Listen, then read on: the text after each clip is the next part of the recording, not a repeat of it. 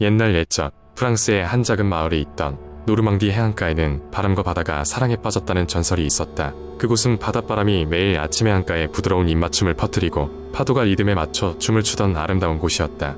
제로니모라는 이름의 조그마한 소년이 그곳에 살고 있었다. 제로니모는 바다는 물론 바닷바람까지 사랑하여 매일 아침 바다가 노래하는 것을 듣기 위해 해변가를 찾았다. 어느 날 제로니모는 해변에서 반짝반짝 빛나는 작은 조개 껍데기를 발견했다. 그것은 흔하지 않은 황금빛을 띠고 있었고 마치 마법에 걸린 것처럼 보였다.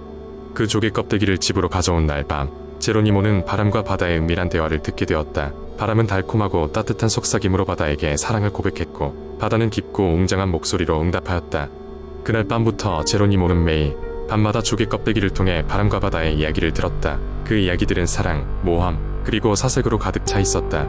이 여정에서 바람은 바다를 만나기 위해 거칠고 높은 파도 위로 날아가야 했고 바다는 바람을 포근히 감싸며 그의 노곤함을 덜어주었다. 그러나 어느 날 두 연인은 아주 큰 폭풍을 맞이하게 되었다. 바람은 모든 힘을 다해 바다를 지키려 했고 바다는 폭풍을 피하기 위해 빠르게 숨었다.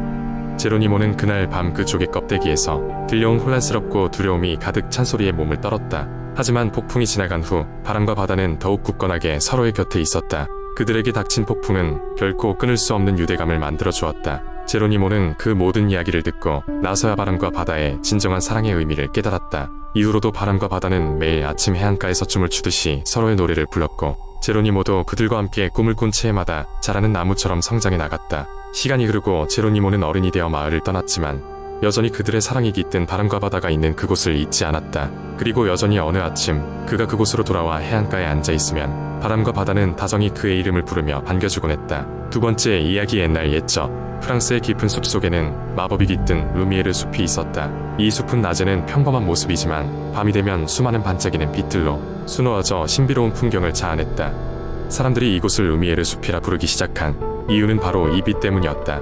이 숲에는 다양한 동물과 전설, 속의 생명체들이 살고 있었으며 가장 특별한 존재는 별의 요정이라 불리는 작은 요정들이었다. 루미에르 숲 근처 마을에는 엘렌이라는 소녀가 살고 있었다. 엘렌은 언제나 호기심이 많고 용감한 성격의 소유자였다. 그녀는 밤하늘의 별을 사랑했으며 루미에르 숲에 대해 이야기를 들을 때마다 그곳을 직접 보고 싶은 마음이 간절했다. 어느 날 엘렌은 친구들에게 숲으로 탐험을 가자고 제안했다. 밤이 되면 숲이 마법처럼 변한다는 이야기를 들었어. 직접 확인해보면 어떨까? 엘렌의 제안에 친구들은 설레는 마음으로 동의했다. 마침내 밤이 찾아왔고 아이들은 손전등과 간식을 챙겨 숲으로 향했다. 숲속을 걸어가면서 그들은 조용히 주위를 둘러보았다. 나무 사이사이로 부드럽게 불어오는 바람이 마치 그들을 반기는 듯했다. 얼마 지나지 않아 숲은 빛으로 가득 찼다. 별의 요정들이 하나둘씩 모습을 드러내며 아이들을 환영했다. 그들의 작은 날개에서는 반짝이는 빛이 스며 나왔고 요정들은 아이들에게 다가와 인사를 건네기 시작했다. 우리는 별의 요정들이야. 너희들이 이렇게 우리를 찾아와 주다니 기쁘구나. 요정 중 하나가 인사했다. 엘렌과 친구들은 놀랍고도 기쁜 마음으로 요정들에게 자신들이 숲의 비밀을 알고 싶어 여기 왔다고 말했다. 요정들은 미소를 지으며 숲의 이야기를 들려주기로 했다. 이 숲은 아주 오래전부터 특별한 장소였어. 이곳에는 수많은 별들이 머물다 갔고 그 별들로부터 마법이 흘러들어와 지금의 루미에르 숲이 된 거야. 우리의 빛은 별들이 남기고 간 흔적이지. 우리는 그 별들의 사랑과 우정을 이어받아 이 숲을 지키고 있어. 요정의 말에 엘렌은 가슴이 벅차오름을 느꼈다. 별과 요정, 그리고 자연이 어우러지는 이 아름다운 이야기는 그녀의 마음속에 깊이 남았다. 꿈같은 밤이 지나고 아이들은 아쉬운 마음으로 숲을 떠났다. 하지만 그날의 경험은 그들에게 평생 잊을 수 없는 추억이 되었으며 친구들 사이의 우정도 더욱 깊어졌다. 엘렌은 앞으로도 이 숲의 마법을 잊지 않고 별의 요정들과 함께한 시간을 소중히 간직할 것이었다. 세 번째 이야기. 옛날 옛적에 프랑스의 작은 마을에 사는 따뜻한 마음씨를 가진 소녀 클레어가 있었습니다. 클레어는 자그마한 농장에서 부모님과 함께 살며 양을 돌보는 일을 했습니다. 그녀는 항상 양들이 편안하고 안전한지를 확인하며 그들의 울음소리를 들어주곤 했습니다. 어느 날 클레어는 해가 막 떠오르기 시작하는 이른 아침에 양을 들판으로 이끌고 나갔습니다. 숲 근처의 초원에는 여느 때보다 더 아름답고 신비로운 황금빛의 양이 풀을 뜯고 있었습니다. 클레어는 처음 보는 이런 양의 놀라움을 감추지 못하고 그 양에게 다가갔습니다. 해가 높이 떠있는 한낮에 클레어는 황금 양이 갑자기 말을 하기 시작하자 놀라움에 입을 벌리고 말았습니다. 안녕, 클레어. 나는 황금 양이야. 나를 따라오면 너에게 소중한 비밀을 알려줄게. 클레어는 두려우면서도 호기심이 생겨 양을 따라가기로 결심했습니다. 양은 클레어를 깊은 숲속으로 인도했습니다. 그곳에는 대단히 큰 나무가 있었는데 나무 속에서 황금빛이 빛나고 있었습니다. 황금양이 고개를 끄덕이자 나무가 갈라졌고 그 안에는 빛나는 황금, 열매가 가득한 신비로운 마을이 나타났습니다. 마을 사람들은 클레어를 따뜻하게 맞이했고 황금양이 이 마을의 수호자임을 설명했습니다. 마을 사람들은 클레어에게 황금, 열매의 비밀을 알려주었습니다. 이 열매는 마음이 순수하고 친절한 사람에게 풍요와 행복을 안겨주지만 탐욕스러운 사람에게는 저주를 내리지. 클레어는 자신의 순수한 마음을 확인하였고 마을 사람들은 편리하고 훌륭한 삶을 위해 황금양의 도움을 빌려 그녀에게 소중한 교훈을 주었습니다. 클레어는 마을에 감사의 마음을 전하고 황금양과 작별 인사를 나누었습니다. 그녀는 부모님에게 이 신비로운 경험을 이야기하며 자신이 얻은 교훈을 나누었습니다. 클레어는 양을 돌보는 일에 더욱 정성을 다했고 마을 사람들에게도 친절함과 배려를 아낌없이 나누었습니다. 그 후로도 클레어와 그녀의 가족은 풍요로운 삶을 영위하였고 황금양의 이야기는 세월이 흘러도 마을 사람들에게 언제나 전해졌습니다. 사람들은 클레어와 황금양의 이야기를 통해 순수함이 가진 힘과 가치 그리고 마음의 부유함이 진정한 행복을 가져다 준다는 것을 배웠습니다.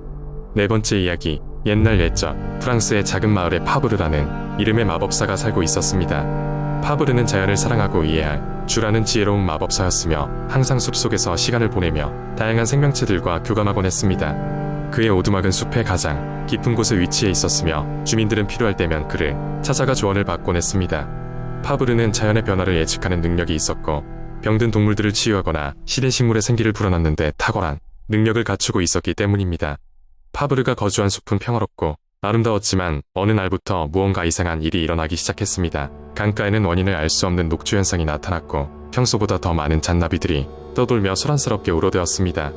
더욱이 숲속 깊은 곳에서 알 수 없는 울부짖음이 밤마다 들려오면서 마을 사람들은 점차 불안해졌습니다. 이 문제를 해결하기 위해 마을의 장로들은 파브르에게 도움을 청하기로 결정했습니다. 파브르는 문제의 근원을 찾기 위해 깊은 숲으로 들어가기로 마음먹었습니다. 그는 자신의 지팡이와 몇 가지 마법의 물약을 챙겨 떠났습니다. 숲속으로 더 깊이 들어갈수록 그는 더 많은 이상 현상들을 목격했습니다. 나무들 사이에서 속삭이는 바람소리, 흐려진 하늘, 낮아진 온도 등 모든 것이 마치 무언가의 신호처럼 보였습니다. 길고 기나긴 여정을 통해 그는 숲의 심장부에 닿게 되었고 그곳에서 그는 놀라운 사실을 알게 되었습니다. 숲의 중앙에 위치한 큰 호수는 마법적인 힘을 가지고 있었는데 이 호수가 최근 들어 변화를 겪고 있던 것입니다.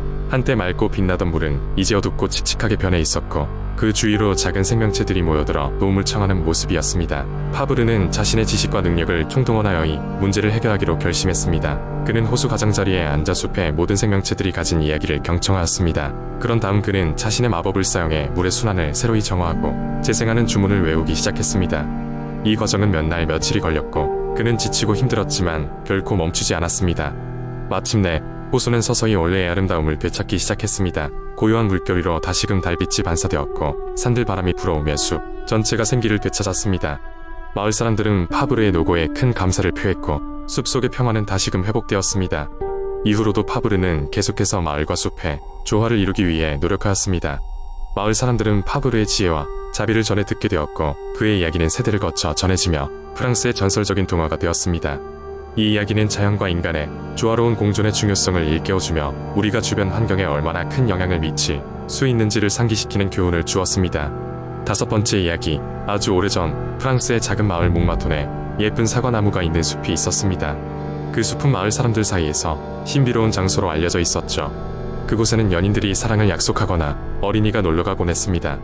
그나마 그 숲에서 가장 신기한 점은 바로 그곳에 사는 한 마리의 마법 고양이 루이였습니다. 루이는 평범한 고양이처럼 보였지만 사실 그는 마법의 능력을 가지고 있었습니다. 유난히 빛나는 녹색 눈과 완벽하게 관리된 하얀 털을 가지고 있었죠. 그는 사람들에게 쉽게 모습을 드러내지 않았지만 숲을 방문한 사람들은 가끔씩 그를 목격하곤 했습니다. 루이는 욕심이 없었기 때문에 혼자 조용히 숲을 돌보며 살았습니다.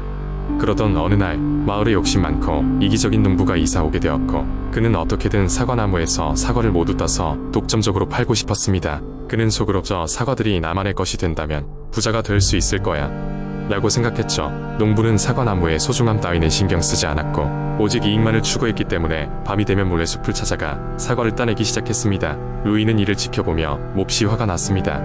그는 숲과 사과나무를 지켜야 한다고 결심했죠. 그래서 어느 날 밤 루이는 마법을 사용하기로 했습니다. 그는 달빛이 비추는 곳에 앉아 고대의 마법 주문을 외웠습니다. 그러자 사과나무는 스스로 가지를 움직여 농부가 다가오는 것을 막았습니다. 그리고 루이는 모습을 드러내어 농부 앞에 섰습니다. 이 숲과 나무는 너의 것이 아니야.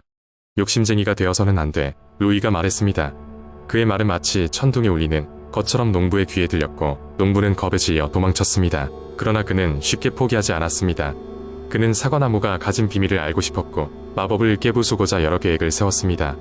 며칠 뒤 농부는 마을에서 가장 유명한 마녀를 찾아가 도움을 요청했습니다. 그는 그녀에게 금화를 내밀며 사과나무의 마법을 풀어달라고 부탁했습니다. 마녀는 그 제안을 받아들였고 농부를 위해 특별한 물약을 준비했습니다. 이 물약을 사과나무의 뿌리에 부어주면 마법이 사라질 거야. 그녀는 농부에게 말하며 비열한 미소를 지었습니다. 농부는 밤이 되기를 기다렸다가 숲으로 몰래 들어갔습니다. 그가 물약을 준비하려는 순간 다시 한번 누이가 나타났습니다. 이번에는 사라졌던 영혼의 목소리가 숲을 가득 채웠습니다. 아름답고 평화로운 이 숲을 너의 욕심으로 망칠 수 없다. 더 이상 악한 마음을 품지 말라. 루이는 농부의 마음속 두려움과 양심을 일깨우기 위해 주문을 외웠습니다. 농부는 양심에 엄중히 귀 기울였고 결국 자신이 잘못된 길을 걸어왔음을 깨달았습니다. 그는 고개를 숙이며 자신이 한 일을 루이에게 사과했고 앞으로는 결코 욕심을 부리지 않겠다고 맹세했습니다. 루이는 농부를 용서했고 농부는 숲을 위한 더 나은 관리자가 되기로 결심했습니다. 마침내 이 숲은 다시 평화를 찾았고 마을 사람들은 사과나무가 주는 풍성한 열매를 모두와 함께 나누어 누릴 수 있게 되었습니다. 그리고 루이는 여전히 숲의 수호자로서 그곳을 지키고 있었습니다. 사람들은 가끔씩 루이를 볼 수 있었고 그의 존재는 그들의 마음에 안정을 주었습니다. 그 이후로 오랜 세월이 흘렀고 이 이야기는 프랑스 전역에 전해지게 되었습니다. 그것은 진정한 행복은 결코 욕심이 아닌 나눔과 배려 속에서 온다는 교훈을 사람들에게 남겼습니다.